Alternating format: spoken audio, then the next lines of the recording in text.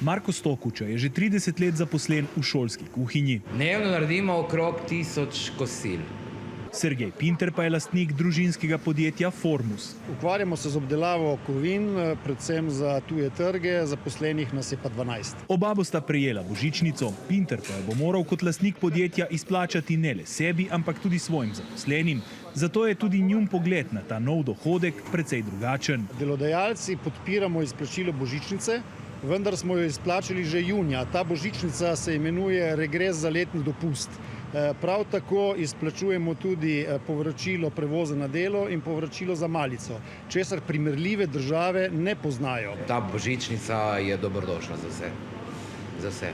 Ta naš kader, od snažilk, kuharic, hišnikov do vseh.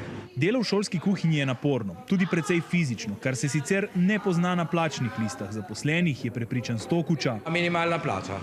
Minimalna. Vsi poskušamo delavcem dati čim več, a tako arbitrarno postavljeno obvezno izplačilo, za katerega da država podjetnikom dobre 2 meseca časa, je neodgovorno, je prepričan Pinter. To je gasilska vaja predvolilna predsednika vlade, ki mu očitno teče voda v grlo. Medtem, ko marsikdo že razmišlja o tem, kako bo božičnico porabil in ugotavlja, da 630 evrov sploh ni veliko, pa izplačilo nekaterim lastnikom podjetij predstavlja težavo. Posredstva za božičnico bodo morali na banko. Financiramo se enako kot proračun Republike Slovenije preko zadolževanja, tako da bomo to speljali na takšen ali drugačen način.